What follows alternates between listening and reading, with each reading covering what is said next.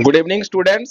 আজকের এই ভিডিওতে আমরা জন কিটসের লেখা একটি অন্যতম ওড অর্থাৎ ode to a nightingale discuss করতে চলেছি। তো দেখো, এই কবিতাটি একটি খুব সুন্দর কবিতা, যেটি লিখেছেন রোমান্টিক পিরিয়ডের পরবর্তীকালের একজন শেষ দিকের বিখ্যাত লেখক, যার নাম জন কিটস। তো এই কবিতাটি লেখা হয়েছিল, দেখো, মে মাসের 1819 সালের মে মাসে এই কবিতাটি লেখা হয়েছিল এবং এই কবিতাটি প্রকাশিত হয়েছিল 1819 সালের জুলাই মাসে একটি পত্রিকাতে, যেটার নাম হচ্ছে annals of the fine arts. তো দেখো, এইগুলো তোমাদের পরীক্ষার ক্ষেত্রে খুব দরকারি জিনিস। আর কি, এই যে কবিতাটি রয়েছে, যে ode ode to a nightingale, এটার ফর্ম কিরকম? এটা একটা হোরাসিয়ান ওড, যার মধ্যে রয়েছে টোটাল 8টি স্ট্যাঞ্জা এবং প্রতিটি স্ট্যাঞ্জার মধ্যে রয়েছে 10টি করে লাইন, অর্থাৎ 8টি স্ট্যাঞ্জাতে মোট লাইনের সংখ্যা হচ্ছে 80টি এবং এটাতে 10টি লাইন করে পার স্ট্যাঞ্জা রয়েছে। আর এটাতে রাইম স্কিম কিরকম? A B A B C D E C D E, অর্থাৎ প্রথম লাইনের শেষ শব্দের সাথে তৃতীয় লাইনের শেষ শব্দের মিল, আর দ্বিতীয় লাইনের শেষ শব্দের সাথে চতুর্থ লাইনের শেষ শব্দের মিল।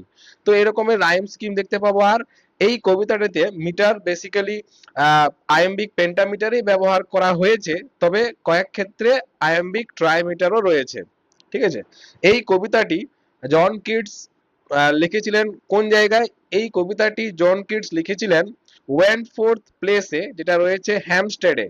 লন্ডনের একটা জায়গার নাম হ্যামস্টেড। এই জায়গার নাম কিন্তু তোমরা ভালো করে খেয়াল রাখবে, পরীক্ষার সময় অনেক সময় এটা প্রশ্নে আসে। কি নাম? হ্যামস্টেড। ঠিক আছে, লন্ডনের হ্যামস্টেডে এই কবিতাটি লেখা হয়েছিল। বর্তমানে এটা জন কিটসের হাউস মিউজিয়াম বলেও খুব ফেমাস রয়েছে, যে জায়গায় এই কবিতাটি লেখা। তো দেখো, এই কবিতায় বেসিক্যালি আমাদের জন কিটস কি করেছেন, তিনি একটি পাখি অর্থাৎ নাইট এঙ্গেল, ঠিক আছে, ওই নাইট এঙ্গেল পাখিকে উদ্দেশ্য করেই এই ওড তিনি লিখেছিলেন। তিনি এই বাস্তব জীবনের যে দুঃখ কষ্ট, এই দুঃখ কষ্টে তিনি জর্জরিত হয়ে যান এবং তারপর তিনি ইন্সপিরেশনের জন্য এই পাখি অর্থাৎ নাইট এঙ্গেল পাখির জগতে চলে যেতে চান এবং সেই কারণেই তিনি তার আহ, যে জায়গাটির নাম হচ্ছে হ্যামস্টেড, সেইখানে তিনি খবর পান। তিনি তার যে বন্ধু ছিল জন কিটসের, যার নাম ছিল চার্লস ব্রাউন, সেই চার্লস ব্রাউন আমাদের কবিকে জানান যে একটা নাইট এঙ্গেল পাখি তার বাড়ির পাশেই নাকি বাসা বানিয়েছে। তো কিটস সেখানে ওই পাম গাছের তলায় বেশ কয়েক ঘন্টা ধরে সকালবেলায় বসেছিলেন এবং সেই সত্যিকারের ওই নাইট এঙ্গেল পাখির গান শুনেছিলেন এবং সেই গানে অত্যন্ত আনন্দিত হয়ে ইমিডিয়েটলি তিনি কিন্তু এই কবিতাটি লিখেছিলেন। দেখো, দ্য বার্ডস ইন্সপিরেশনে আমি এই বিষয়গুলা তোমাদের জন্য লিখে দিয়েছি। তো দেখো, এই কবিতাটি শুরুর আগে আমাদেরকে একটু ব্যাকগ্রাউন্ডটাও এবং কনটেক্সটটাও জানা উচিত। জন কিটসের এটি অন্যতম শ্রেষ্ঠ এবং অমর সৃষ্টি। ঠিক আছে, তো এটি 1819 সালের মাসে মে মাসের লন্ডনের হ্যামস্টেডে ব্রাউন সাহেবের বাড়ির বাগানে লেখা হয়েছিল। ব্রাউন বলতে এখানে চার্লস ব্রাউন, আমাদের জন কিটসের বন্ধু। তিনি এই আমাদের জন কিটসে বলেছিলেন যে তার ওই বাগান বাড়িতে একটা নাইট এঙ্গেল পাখি বাসা বানিয়েছে এবং সেই নাইট এঙ্গেল পাখির গান বেশ কয়েক ঘন্টা ধরে সকালবেলায় শোনার পর ইমিডিয়েটলি এই কবিতাটা জন কিটস লিখেছিল। তো চলো এবার আমরা কবিতাটি শুরু করি। দেখো, স্টাঞ্জা 1, টোটাল 8টি স্টাঞ্জা রয়েছে। আমরা স্টাঞ্জা 1 দিয়ে শুরু করি। মাই হার্ট একস and a drowsy numbness pains my sense as though of hemlock I had drunk। দেখো, প্রথম লাইনেই কবি বলছে মাই হার্ট একস। হার্ট এক, দেখো, এক শব্দের অর্থ ব্যথা তোমরা জানো, আর হার্ট এক শব্দের অর্থ হচ্ছে হৃদয়ের ব্যথা। অর্থাৎ এখানে হৃদয়ের ব্যথা বলতে কবির যে মনস্তাত্ত্বিক বা শারীরিক কষ্ট, সেটা কবি এখানে বলেছেন। ঠিক আছে, তো এখানে কিসের ব্যথা বলেছেন, কেন কবির হৃদয় দুঃখ? দেখো, কনটেক্সটে আমি তোমাদের জন্য বলে দিয়েছি আগেই যে এই যে সময়টা ছিল যখন কবি এই কবিতাটা লিখছিলেন, তার ব্যক্তিগত জীবনে অনেক ট্র্যাজেডির মধ্য দিয়ে যাচ্ছিল। কার? আমাদের জন কিটসের। তার প্রিয় ছোট ভাই যার নাম ছিল টম কিটস, সেও যক্ষা রোগে মারা গিয়েছিল এবং প্রায় তার জীবনে বিভিন্ন রকমের প্রবলেম চলছিল জন কিটসের জীবনে, কারণ তার ভাই একদিকে যক্ষায় মারা যায় এবং তিনি নিজেও এটা বুঝতে পেরেছিলেন যে তিনিও ওই টিউবারকিউলোসিস বা যক্ষা রোগে তিনিও আক্রান্ত। তো এই তীব্র শারীরিক যন্ত্রণা, প্রিয়জনের মৃত্যু শোক এবং পার্থিব জগতের দুঃখ কষ্ট থেকে মুক্তি পেতেই কবি নাইটেঙ্গেল পাখির ওই জাদুকরি গানে নিমগ্ন হন এবং কল্পনা ও শিল্পের জগতে আশ্রয় খুঁজে বেড়ান। তাই দেখো কবি প্রথম লাইনেই তার দুঃখটা প্রকাশ করেছেন এবং কবি কি বলেছেন? মাই হার্ট এক্স, অর্থাৎ কবির মনের মধ্যে এক ধরনের যন্ত্রণা দেখা দিয়েছে। ঠিক আছে, আর কি হচ্ছে এই যন্ত্রণার কারণে? A drowsy numbness pain. Drowsy numbness মানে কি? ড্রাউজি মানে হচ্ছে ঘুম ঘুম ভাব, ঠিক আছে, আর নামনেস মানে হচ্ছে অবশ ভাব। তাহলে আমরা যখন ঘুমে কাতর হয়ে পড়ি তখন দেখবে আমাদের যে অসাড় অনুভূতি হয়, যে অবশ ভাব আসে, তাকেই বলা হচ্ছে ড্রাউজি নামনেস পেন। তাহলে কবি কি বলছেন? My heart aches and a drowsy numbness pains. কবিতার শুরুতেই কবি বলেছেন যে তার হৃদয় যেন ব্যথায় ভারাক্রান্ত এবং তার যে ইন্দ্রিয়গুলো যেন অবশ হয়ে আসছে। দেখো, মাই sense as though of hemlock I had drunk।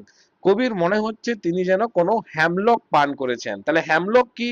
হ্যামলক হচ্ছে এক ধরনের বিষ, বিষাক্ত শিশিউ গাছ থেকে তৈরি এক ধরনের প্রাণঘাতী বিষ। এই বিষ সক্রেটিসকে পান করানো হয়েছিল। সক্রেটিস এই বিষ পান করেই মারা গিয়েছিলেন। তো কবির ভাবনা, কবি ব্যক্তিগত জীবনে এত ভারাক্রান্ত ব্যথায় যে তার ইন্দ্রিয়গুলো অবশ হয়ে আসছে, আর এই অনুভূতিটা কবি কম্পেয়ার করেছে যেন হ্যামলক বা বিষ পান করার মতোই কবির অনুভূতিটা আজকে হচ্ছে। তারপর কবি কি বলেছেন দেখো, কবি নেক্সট বলছেন অর এমটিএড সাম ডাল ওপিয়েট টু দ্য ড্রেনস। কবি নিজের সিচুয়েশনটা আরো কয়েকটা লাইনেও বলেছেন। কবি কি বলছেন? অর এমটিএড, যেন মনে হচ্ছে তিনি এইমাত্র শেষ করে ফেলেছেন। কি শেষ করে ফেলেছেন? সাম ডাল ওপিয়াট, কিছু নিরস ওপিয়েট। ওপিয়েট শব্দের অর্থ হচ্ছে মাদকমূলক ওষুধ, ঠিক আছে, বা আফিম জাতীয় ব্যথানাশক বা নেশাদ্রব্যকে বলা হয় ওপিয়েট। তো কবির ভাবনা যে তার ব্যথাটা এমন যন্ত্রণাদায়ক যেন মনে হচ্ছে তিনি কিছুক্ষণ আগেই কোনো আফিম জাতীয় বা নেশাদ্রব্য যেন তিনি গ্রহণ করেছেন। 1 minute past and Lethe wards had sunk. এবং তিনি মনে মনে ভাবছেন তিনি যেন ওই লেথে নদীর দিকে এগিয়ে যাচ্ছেন। তাহলে লেথে নদীটা কি? গ্রিক পুরাণের পাতালপুরীর ভুলে যাওয়ার নদী লেথের দিকে যেন কবি এগিয়ে যাচ্ছেন। তাহলে কবির আসল বক্তব্য কি দেখো, অর এমটি এ ডাল opiate to the drains, 1 minute passed and Lethe wards had sunk. কবি অনুভব করেছেন যে তিনি যেন একটু আগেই কোনো মাদকদ্রব্য বা ঘুমের ওষুধ পুরোটা যেন শেষ করেছেন, কারণ তার মধ্যে সেই ঘুম ঘুম ভাবটা রয়েছে, অবশ ভাব রয়েছে। এবং কি? এবং 1 minute passed and Lethe wards had sunk.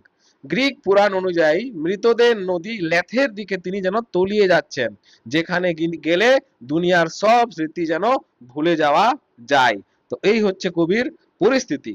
আর পরের লাইনে দেখো, it is not through envy of thy happy lot but being too happy in thy happiness. কবি বলেছেন সেই যে পাখি অর্থাৎ নাইটেঙ্গেল পাখির উদ্দেশ্যে তিনি বলেছেন, কি বলছেন?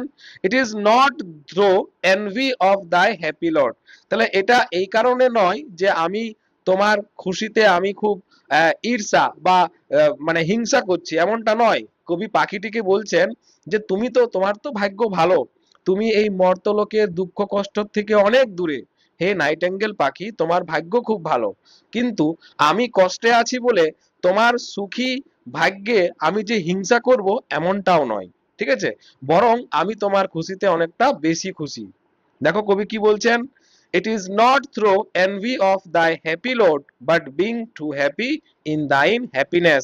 কবি স্পষ্ট করে বলেছেন যে পাখির এই আনন্দের জীবন দেখে তার কোনো হিংসা হচ্ছে না, বরং পাখিটি যে এত আনন্দ নিয়ে গান গাইছে সেই আনন্দে কবি নিজেও অতিরিক্ত আনন্দ বা আচ্ছন্ন হয়ে পড়েছেন। Next line, that thou light winged dryad of the trees In some melodious plot of beech and green, the shadows numberless, singest of summer in full throated ease. কবি কি বলছেন? Then that thou light winged dryad, অর্থাৎ light উইঙ্গেড মানে হচ্ছে হালকা ডানাওয়ালা। দেখো নাইটেঙ্গেলের পাখির যে ডানাগুলো সেগুলো খুব হালকা, তাই তিনি তাকে লাইট উইংড অর্থাৎ হালকা ডানাওয়ালা বলেছেন। আর ড্রায়েড, ড্রায়েড শব্দের অর্থ হচ্ছে বনদেবী, ঠিক আছে। গ্রিক পুরাণের বন বা গাছের দেবীকে বলা হয় ড্রেয়ড। এখানে পাখিকে সেই ড্রিওড বা বনদেবীর সাথে কবি তুলনা করেছেন। কেমন বনদেবী? যার ডানাগুলো হালকা। আর কি? In some melodious plot, melodious plot বলতে কবি বলেছেন সুরের বা সুরের জাদুতে ভরা সুন্দর কোন জায়গাকে বলা হয় melodious plot. Of beech and green, beech and green বলতে এখানে কবি বীচ গাছের পাতার যে সবুজ সমারোহ তাকে বলেছেন বিচ এন্ড গ্রিন, অর্থাৎ বীচ গাছের কারণে চারিপাশটা সবুজ হয়ে যাওয়া, তাকেই বলেছেন বিচ এন্ড গ্রিন। আর কি? শ্যাডোজ নাম্বারলেস, শ্যাডোজ নাম্বারলেস শব্দের অর্থ হচ্ছে কবি এখানে বলতে চাইছেন যে অনেক ছায়া, ঠিক আছে, যেগুলার ছায়া ওখানে পড়ছে, সেই বীজ গাছের অসংখ্য ছায়া পড়ছে।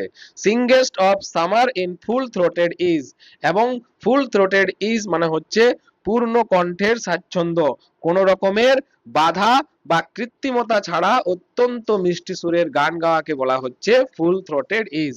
তা দেখো একবার পুরো লাইনটা আমরা দেখে নেব। কবি কি বলতে চাইছেন? কবি বলতে চাইছেন দ্যাট দাও light উইঙ্গেড ড্রিওড of the trees in some melodious plot of beech and green and shadows numberless, singest of summer in full throated is.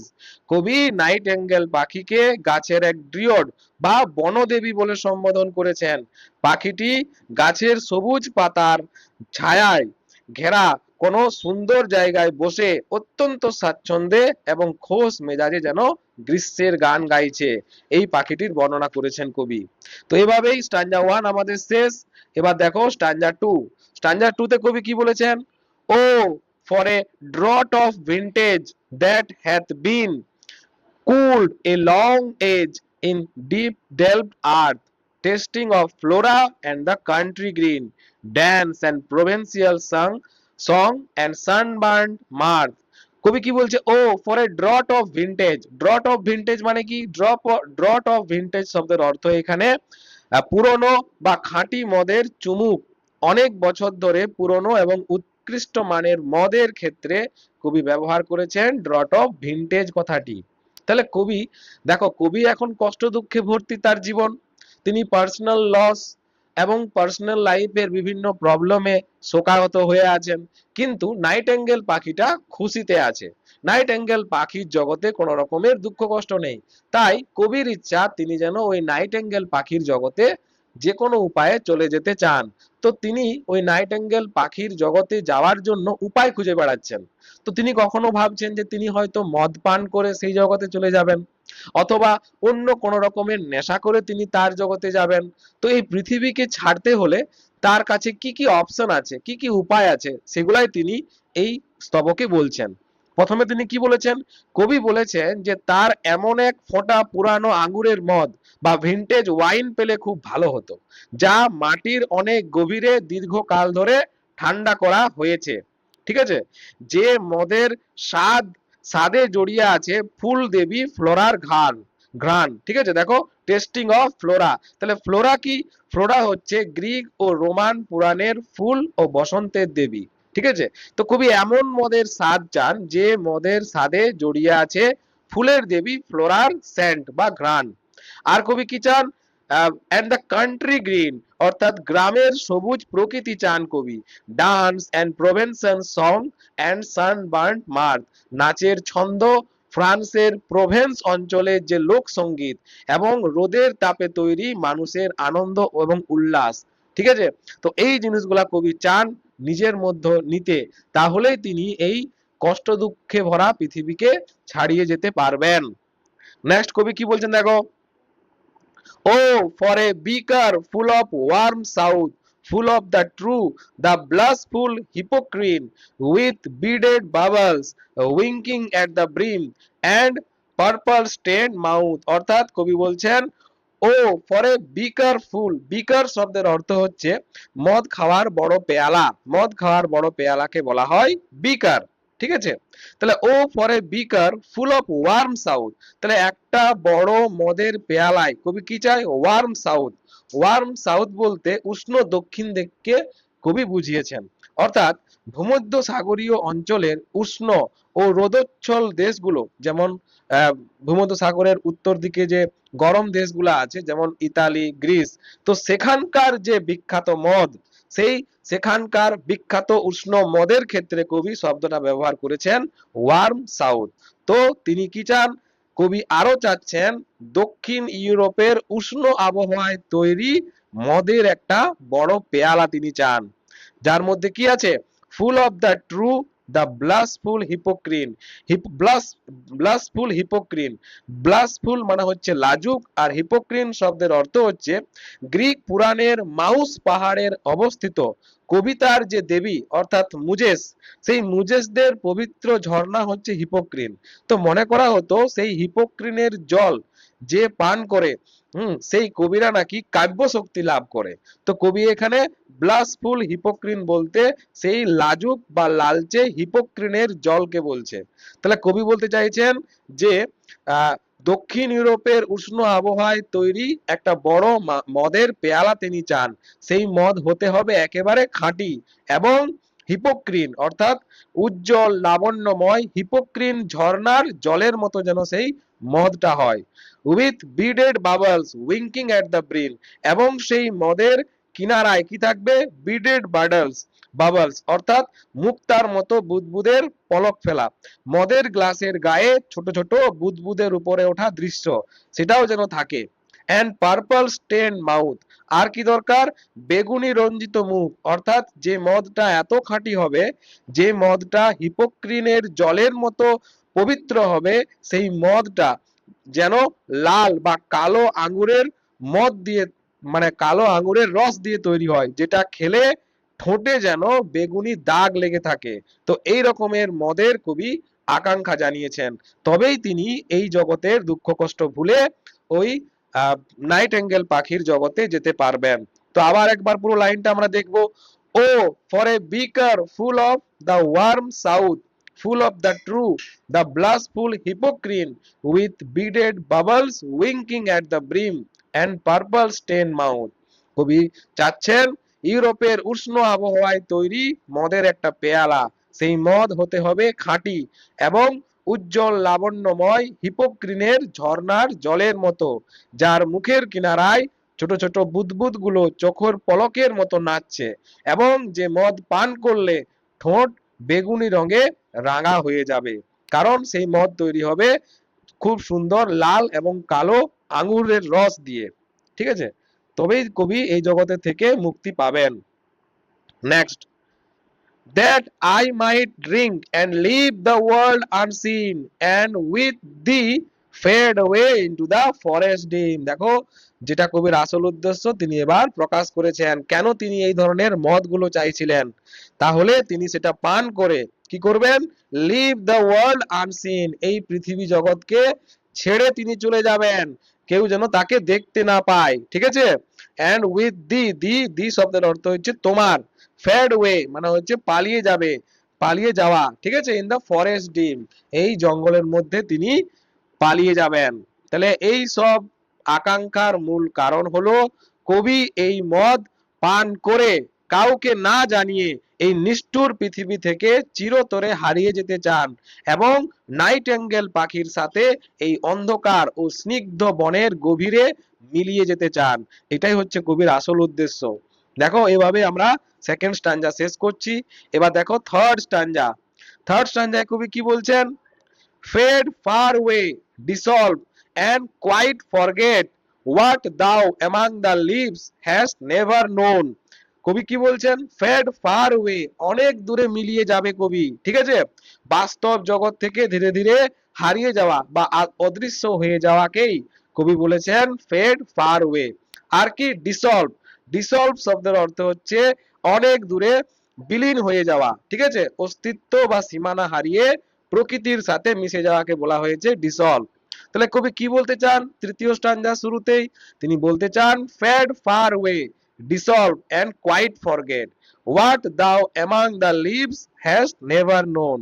অর্থাৎ কবি নাইটেঙ্গেল পাখিকে উদ্দেশ্য করে বলেছেন যে পাখিটি যেন এই বাস্তব পৃথিবী থেকে অনেক দূরে মিলিয়ে যায় এবং এমন সব কষ্ট পুরোপুরি ভুলে যায় যেগুলো পাখিটি পাতার আড়ালে থেকে কখনোই জানেনি। ঠিক আছে, এই পৃথিবীর জগতের দুঃখ কষ্ট সেই পাখিটা পাতার আড়ালে কোনোদিনও জানতে পারেনি।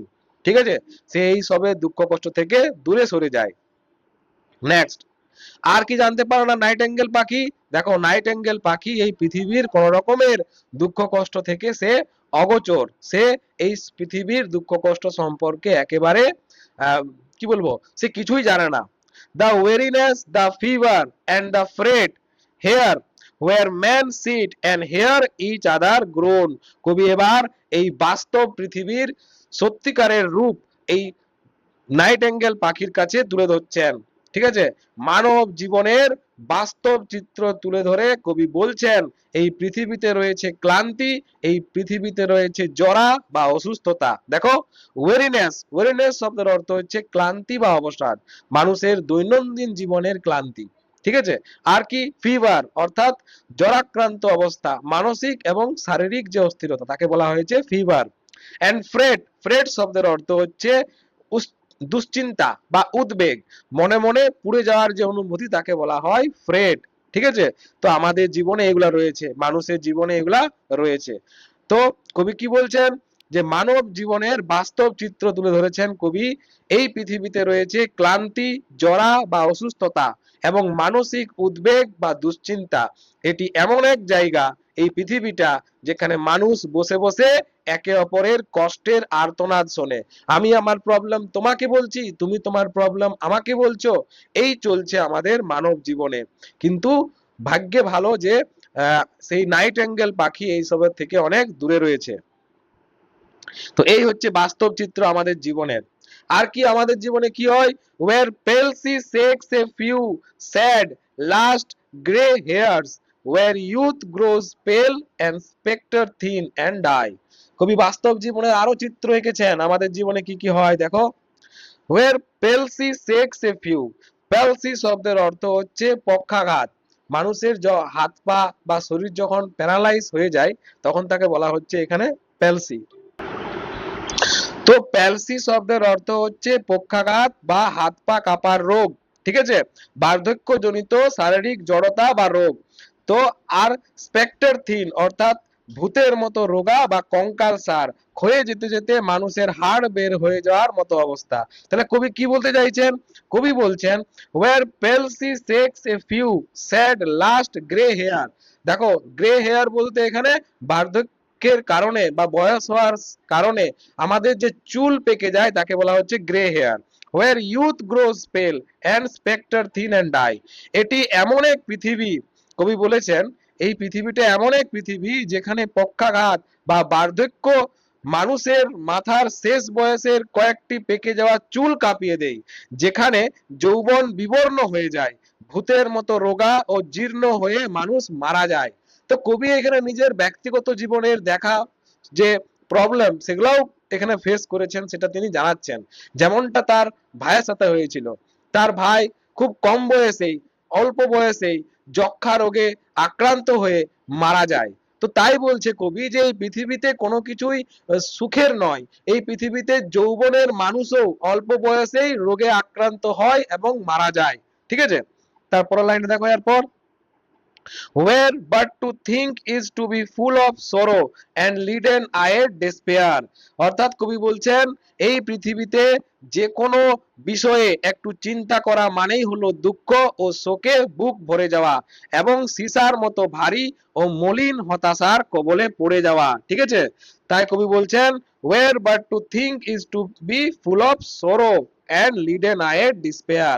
এই পৃথিবীতে একটু যদি তুমি ভাবনা চিন্তা করতে যাও কোনো না কোনো বিষয়ে, কারণ এই লাইফে আমাদের এত রকমের প্রবলেম রয়েছে, তুমি চিন্তা করতে গেলেই দুঃখ এবং শোকে তোমার বুক ভরে যাবে এবং তোমার সেই ভার কেমন মনে হবে? সীসার মতো ভারী বা মলিন মনে হবে। দেখো লিডেন আই ডিসপেয়ার, সীসার মতো ভারী এবং মলিন চোখের হতাশা। ঠিক আছে। তারপর দেখো কবি কি বলছেন, where beauty cannot keep her eternal eyes or new love pine beyond tomorrow, এই নশ্বর পৃথিবীতে সৌন্দর্য তার চিরন্তন রূপ ধরে রাখতে পারে না, তা নষ্ট হয়ে যায়। ঠিক আছে, এখানে সৌন্দর্য বেশি দিন মানুষ ধরে রাখতে পারে না, কারণ এই পৃথিবীতে এত দুঃখ, এত চিন্তা ভাবনা রয়েছে যে সৌন্দর্য বেশি দিন এখানে টেকে না। আর নতুন যে ভালোবাসা শুরু হয় তা আগামীকালের বেশি দিন আর দীর্ঘশ্বাস আয়ু ধরে রাখতে পারে না, সবকিছুই এখানে ক্ষণস্থায়ী, ভালোবাসাও টিকতে পারে না। আমি যদি কাউকে ভালোবাসি, আমার কাছের মানুষ, আমার প্রিয় মানুষ খুব অল্প সময়ে আমাকে ছেড়ে চলে যাবে, তো ভালোবাসাও এখানে বেশি দিন টিকে না। কবির লাইফেও কবি এটা ফেস করেছেন, যখন তার নিজের ভাই মারা গেছেন যক্ষা রোগে, তার বাবা মা, তার অন্যান্য কাছের মানুষ সবাই তাকে ছেড়ে চলে গেছে। তাই কবি এটা ভালো করে বুঝেন যে না সৌন্দর্য বেশি দিন এখানে টিকে, আর না তো কাছের মানুষ বা ভালোবাসা টিকে। এভাবেই তৃতীয় স্ট্যাঞ্জা কবি শেষ করছেন। পুরো তৃতীয় স্ট্যাঞ্জাতে কবি আমাদের বাস্তব জীবনটাকে খুব সুন্দর তুলে ধরেছেন। এবার স্ট্যাঞ্জা 4, away away for I will fly to thee, not charioted by Bacchus and his parts। কবি এবার নিজেকেই বলছেন দূরে, অনেক দূরে চলো। দেখো বলছে away away for I will fly to thee, আমি তোমার কাছে উড়ে যাব। তোমার কাছে বলতে ওই নাইট এঙ্গেল পাখির কাছে। ঠিক আছে, কেন? কারণ তিনি এই যে উড়ে যাওয়াটা, এই যে এই জগৎ ছেড়ে, বাস্তব জগৎ ছেড়ে তিনি যে নাইট এঙ্গেল পাখির জগতে যেতে চান, যেটার জন্য মনে করো তিনি দ্বিতীয় স্ট্যাঞ্জায় বলেছিলেন বিভিন্ন রকমের মদের প্রয়োজন, কিন্তু এখন কবি বলছেন যে না, আমি মদের নেশায় এটা করতে পারি না। ঠিক আছে, মদের দেবতা ব্যাকাস যে সব সময় তার চিতা ওয়ালা রথে ঘুরে বেড়ায়, তো আমি মদের দেবতা ব্যাকাসের চিতাওয়ালা রথে চড়ে নয়, বরং তিনি তার বদলে কি চান, but on the viewless wings of poesy, তার বদলে চান তিনি কবিতার না দেখতে পাওয়া ডানা, অর্থাৎ তিনি কবিতার উপর ভর দিয়ে এই জগতের দুঃখ কষ্ট ছাড়িয়ে যেতে চান, মদের নেশায় নয়। ক্লিয়ার? তো কবিতার অদৃশ্য ডানায় ভর করে পাখির কাছে তিনি উড়ে যাবেন। দো ডাল ব্রেন পারপ্লেক্সেস এন্ড রিটার্ডস, যদিও কবির ক্লান্ত ও মন্থর মস্তিষ্ক তাকে কিছুটা বিভ্রান্ত বা ধীর করে দিতে চায়, তবুও তিনি কিন্তু ওই মদের দেবতা অর্থাৎ মদের উপর ভর করে তিনি কবিতার মধ্য দিয়ে, তিনি শিল্পের মধ্য দিয়ে, তিনি আর্টিস্টিক ইমাজিনেশনের মধ্য দিয়ে ওই পাখির জগতে যেতে চান। ঠিক আছে, next, already with thee tender is the night and happily the queen moon is on her throne clustered around by all her starry face। already with thee, কবি মনের জগতে, কল্পনার জগতে যেন অলরেডি সেই নাইট এঙ্গেল পাখির জগতে পৌঁছে গেছেন, এবং সেখানকার পরিবেশটা তিনি এবার ব্যাখ্যা করছেন। কবি কবিতার কল্পনার শক্তিতে মুহূর্তের মধ্যেই যেন পাখির জগতে পৌঁছে গেছেন, এবং তিনি কি বলছেন, তিনি বলছেন রাতটি কত স্নিগ্ধ এবং কোমল। দেখো, tender is the night and haply the queen moon is on her throne, এবং কি করছে, সম্ভবত ভাগ্যক্রমে চাঁদের রানী কুইন মুন আকাশে তার সিংহাসনে বসে আছেন, আর তাকে ঘিরে রয়েছে তারাদের অজস্র পরী। দেখো, cluster around by all her starry fays. Starry fays বলতে কবি এখানে তারা তারা মানে চাঁদের চারপাশে জ্বলে থাকা নক্ষত্রগুলোকে কবি পরী বা অপ্সরা হিসাবে এখানে কল্পনা করছেন। তারপর দেখো, but here there is no light, কিন্তু প্রবলেমটা হচ্ছে যখন সেই নাইট অ্যাঙ্গেলের জগতে কবি পৌঁছে গেছেন, সেখানে তিনি কোন রকমের কৃত্রিম আলো আর দেখতে পাচ্ছেন না। কৃত্রিম আলো বলতে আমরা বাড়িতে যে সমস্ত আলো জ্বালাই, সেই আলো সেখানে নেই, সেখানে শুধুমাত্র ওই চাঁদের আলো আভাটুকুই পৌঁছাচ্ছে। ক্লিয়ার? তাই কবি বলছেন but there is no light, ঠিক আছে, সেভ মানে হচ্ছে এখানে অ্যাকসেপ্ট বা ব্যতিক্রম, what from heaven is with breezes blown, কিন্তু বনের এই গভীরে চতুর্দিকে কোনো কৃত্রিম বা সরাসরি আলো নেই, কেবল আকাশের আলো বাতাসের সাথে বয়ে আসে, কেমন সবুজ পাতার ঘন অন্ধকার ভেদ করে এবং পেঁচানো শেওলা ভরা মেঠো পথ দিয়ে নিচে এসে পড়ে। দেখো, কবি বলেছেন থ্রো ভার্ডেন্ট গ্লুম শব্দের অর্থ হচ্ছে সবুজ অন্ধকার বা পাতার ঘন ছায়ার আধার। ঠিক আছে, গাছের সবুজ পাতার ঘন সমাবেশের কারণে তৈরি হওয়া স্নিগ্ধ অন্ধকার। সেই গাছের সবুজ পাতার স্নিগ্ধ অন্ধকার পার করে, ঠিক আছে, সেই আলোটা এখানে পৌঁছাচ্ছে। কোন আলোটা?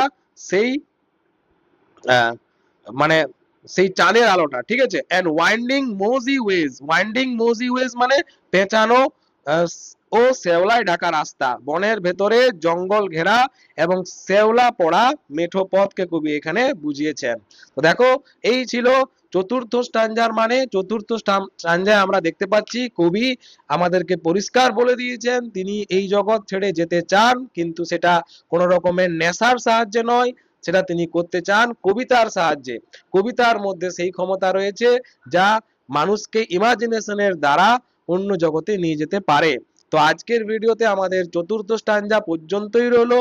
আমরা অন্য একটা ভিডিওতে বাকি কবিতাটুকু ডিসকাস করব।